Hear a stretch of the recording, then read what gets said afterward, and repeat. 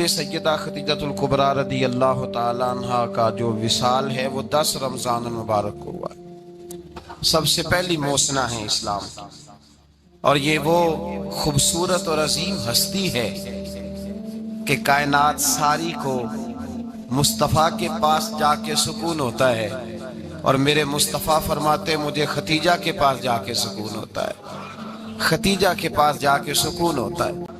آپ فرماتے ہیں سیدی ماں، پہلی ماں، کہف امن و امان، حق گزارے رفاقت پہ لاکھوں سلام۔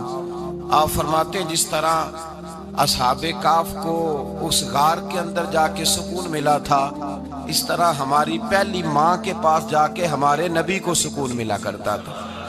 کہف امن و امان، یہ غار ہے امن و امان کی، جس طرح اصحاب کہف کی غار تھی۔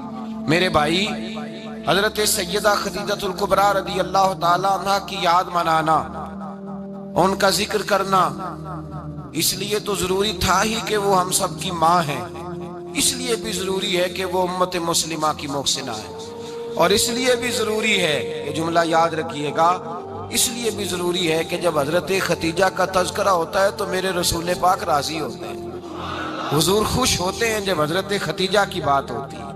جب حضرت خدیجۃ الکبریٰ رضی اللہ تعالیٰ عنہ سے کوئی محبت کرتا، کوئی احترام کرتا تو حضور راضی ہوتا۔ پہلی موسنہ قرآن مجید سورہ احزاب کی آیت نمبر 6 میں اللہ کریم نے فرمایا النبی اولیٰ بالمؤمنین من انفسہم، یہ نبی مومنوں کی ان کی جانوں سے بھی زیادہ مالک ہے، وازواجہ امہاتہم، اور فرمایا نبی پاک کی ازواج مومنوں کی مائیں ہیں۔ حضرت خدیجۃ الکبریٰ رضی اللہ تعالیٰ عنہ پہلی ماں ہے مومنوں کی۔ حضرت خدیجۃ الکبریٰ رضی اللہ تعالیٰ عنہ اس دور کے اندر جس دور میں ابھی اسلام نہیں آیا تھا، ابھی پردے کے احکام نہیں آئے تھے، ابھی عورتوں کے بارے میں وہ سارے احکامات نازل نہ ہوئے تھے جس کی پابند ایک مسلمان خاتون ہوتی ہے، اس زمانے میں بھی حضرت خدیجۃ الکبریٰ پردے کی پابند تھی۔ اس دور کے اندر بھی حضرت خدیجۃ الکبریٰ سچ بولا کرتی، اس دور کے اندر بھی جناب خدیجۃ الکبریٰ کے مزاج میں نفاست تھی، بہت بڑے تاجر کی بیٹی تھی، بہت بڑے، اور باپ کے انتقال کے بعد حضرت خدیجہ نے خود تجارت سنبھالی، خود۔ یہ کیسی تاجرہ ہے جو کبھی گھر سے باہر نہیں نکلی، یہ کیسی تاجرہ ہے جنہوں نے کبھی جا کے کسی آدمی کے ساتھ گفتگو نہیں کی، یہ کس قسم کی تجارت پیشہ خاتون ہے جو کبھی مارکیٹ اور بازار نہیں گئیں، لیکن مکے میں جن کا مال سب سے زیادہ بکتا تھا وہ حضرت خدیجۃ الکبریٰ ہے۔ وہ کسی شخص کا تعین کرتی، کہتی سرمایہ میں لگاؤں گی، محنت تو کرے گا، اور وہ ڈیل بھی جب ہوتی نا، اس شخص کے ساتھ گفتگو ہوتی تو وہ بھی ڈائریکٹ حضرت خدیجہ نہ کرتی، بلکہ آپ کی ایک خادمہ تھی حضرت نفیسہ، بعد میں وہ مسلمان ہوئی، ان کی ذمہ داری ہوتی، وہ خاتون جا کر اس آدمی سے گفت و شنید کرتی۔ حضرت خدیجہ کا مال لے کے لوگ جاتے مکے میں، جب سب لوگوں کا نقصان ہوا نا، جس سال، جناب نفیسہ کہتی ہیں جس سال سارے مکے والوں کا مال ڈوب گیا، حضرت خدیجہ کو اس سال بھی اللہ تعالیٰ نے 11 گنا نفع عطا فرمایا، اس سال بھی بڑا نفع دیا، حالانکہ تجارت کے ساتھ نہیں، ابتدا اسلام میں۔ اور پھر عجیب بات یہ ہے کہ 2 دفعہ شادی ہوئی، 2 دفعہ بیوہ ہوئی، 2 دفعہ شادی ہوئی، 2 بیٹے تھے حضرت خدیجہ کے۔ نبی پاک صلی اللہ علیہ وسلم سے قبل آپ کے 2 بیٹے تھے، ہند اور حالہ، دونوں مسلمان ہوئے، دونوں حضور کے صحابی ہوئے۔ 2 شہزادے تھے حضرت خدیجہ کے، 2 دفعہ پہلے شادی ہوئی، دونوں خامد انتقال کر گئے، عرب کے بڑے بڑے، اور حضرت خدیجہ بنو قریش میں سے ہیں، 3-4 نسلیں اوپر جا کر ان کا خاندان نبی پاک صلی اللہ علیہ وسلم کے ساتھ مل جاتا ہے۔ حضرت خدیجہ کا 2 دفعہ نکاح ہوا، آپ بیوہ ہو گئیں، دونوں دفعہ خامد وصال کر گئے۔ بڑے بڑے مکے کے سرداروں نے پیغام نکاح دیا، حضرت خدیجہ خاموش رہی، نکاح نہیں کیا۔ لوگوں نے بڑی وجوہات بیان کی، الگ الگ باتیں لکھی۔ شیخ محقق شاہ عبدالحق محدث دہلوی فرماتے نہیں، اصل بات اور تھی۔ عرب کے اندر سال کے بعد عورتوں کا ایک میلہ لگتا تھا خانہ کعبہ کے پاس، صرف عورتیں اکٹھی ہوتی تھی، میلہ لگا ہوا تھا۔ ایک تورات جاننے والا یہودی عالم بھی آیا ہوا تھا، وہ بیویوں کے مجمع پہ نظر ڈال کے کہنے لگا، بیویوں، مرد کا کام تو کوئی نہیں عورتوں کے مجمع میں بات کرنا، لیکن میں تمہیں ایک پیغام دینے لگا ہوں، اللہ کے آخری رسول جو مکے میں پیدا ہونے والے ہیں ان کے آنے کا وقت قریب آ گیا ہے۔ وہ بی بی بڑی خوش نصیب ہوگی جنہیں ان کی رفاقت ملے گی۔ عورتوں نے جب دیکھا کہ مرد آ گیا عورتوں کے میلے میں تو انہوں نے ڈانٹا جھڑکا، کہا چل اٹھا اپنی کتابیں اور نکل جا۔ حضرت خدیجہ کہتی ہیں باقیوں نے ڈانٹا پر میں نے بات پلے سے باندھ لی، میں نے پلے سے باندھ لی اور میں انتظار کرنے لگی کہ اللہ کرے وہ نصیب میرے ہی ہو، اللہ کرے مقدر میرا ہی کھلے۔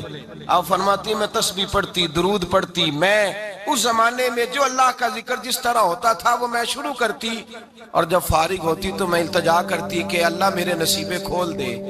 کہتی ہیں آہستہ آہستہ آہستہ آہستہ میں حضور کی تعریف سننے لگی، آہستہ آہستہ تعریف سننے لگی۔ نبی پاک صادق ہیں، امین ہیں، سچے ہیں، دیانتدار ہیں، اس برے اور میلے معاشرے میں بھی وہ سب سے اعلیٰ بھی ہیں اور سب سے اجلے بھی ہیں، وہ سب سے پاکیزہ ہیں۔ میں سننے لگی تعارف، آہستہ آہستہ میں ان کی گرویدہ ہونے لگی۔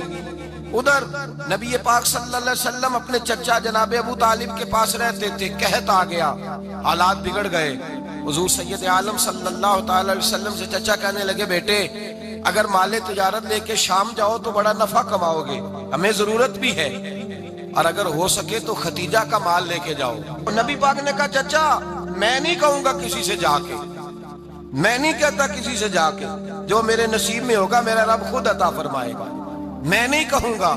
مصطفیٰ نے تو نہیں کہا۔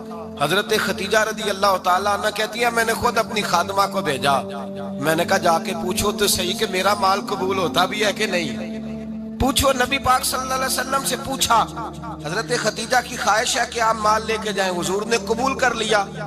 جناب خدیجہ الکبریٰ رضی اللہ تعالیٰ عنہ کے غلام تھے، میسرہ ان کا نام تھا، جناب خدیجہ نے ان کو ساتھ بھیجا۔ فرمایا تین باتیں ارشاد فرمائی، ایک تو فرمایا سارا رستہ غور سے دیکھنا میرے نبی کے ساتھ کیا معاملات درپیش ہوتے ہیں، ابھی اعلان نبوت نہیں کیا، فرمایا ذرا غور کرنا، میرے مصطفیٰ کا مطالعہ کرنا اور مجھے واپس آ کے سبق سنانا، وہ جو تم نے چہرہ بددعا کی تلاوت کی ہو ذرا مجھے واپس آ کے سنانا، جنہاں نے دل بر جانی ڈٹھا ہو اکھیاں ہی تک لیاں، تو ملے ہوں تے ساجن ملیا ہوں ناساں لگ پئیاں، ذرا جا کے نا تلاوت کرنا اور مجھے دکھ۔ اور دوسرا فرمایا تم میرے غلام ہو تو مصطفیٰ کے بھی غلام بن کے رہنا، میں سنتی ہوں کہ کردار کے، افکار کے، نظریات کے، عظمت کے بلند و بالا، وہ جیسے کہیں ویسے کرنا۔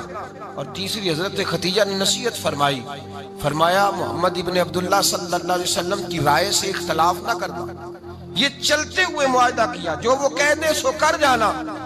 غلام کہتے ہیں میں ساتھ گیا، باتیں میں نے سن لی، لیکن جب سفر شروع ہوا نا ابھی چند منزلیں طے ہوئی تھی، میں نے کہا خدیجہ آپ نے کیا نصیحت کرنی تھی، ان کے ساتھ جو رہے گا وہ ان کا غلام ہی بن جائے گا، ان کے ساتھ جو رہے گا تو اجے میرا محبوب نہیں ڈٹھا، جن ویک کے چن شرماوے، جے رکھے ہاتھ پھلاں وچ ہاتھ نال پھلاں رل جاوے، تے ادھی راتی چن چڑھ جاندے جدوں جلوہ فرماوے۔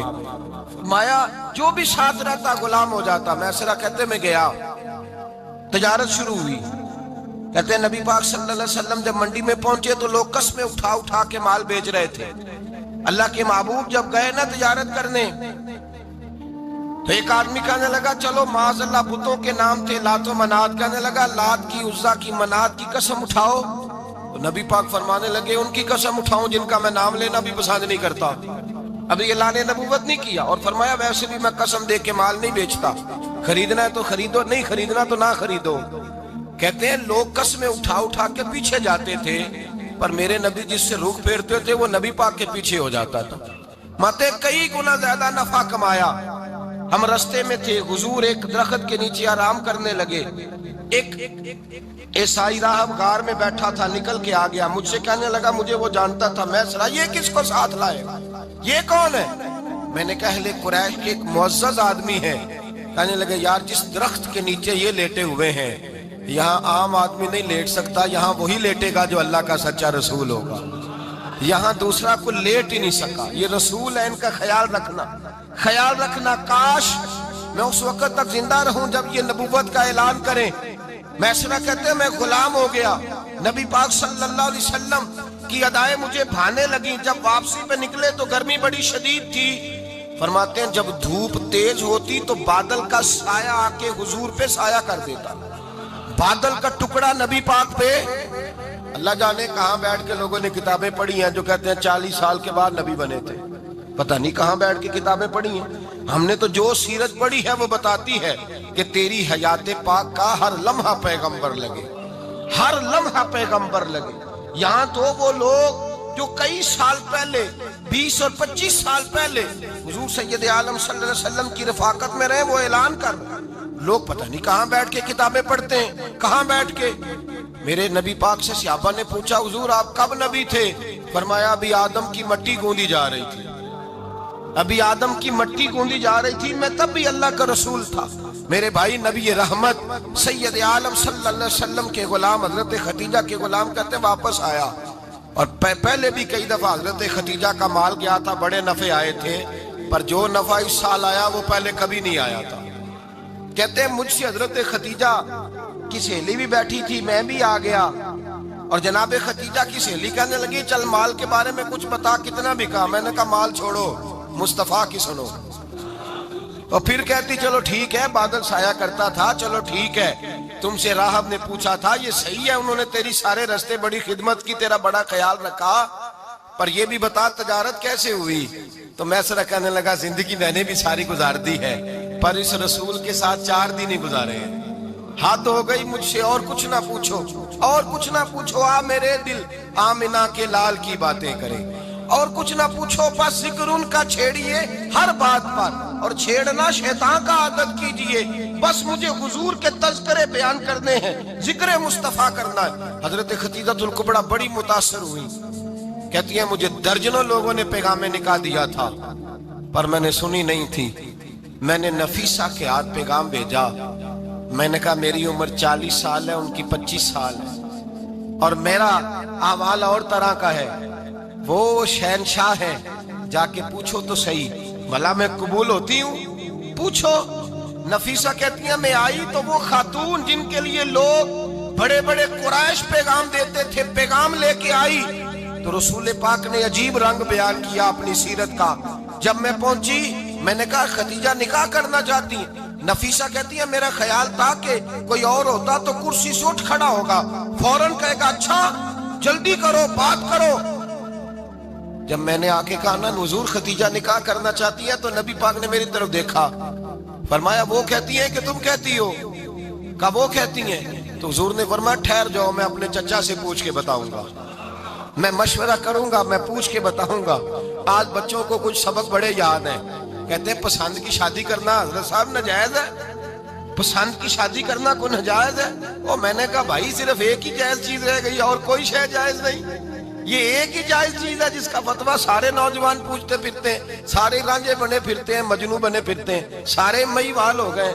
اللہ پاک وہ ہدایت کی توفیق عطا فرمائے۔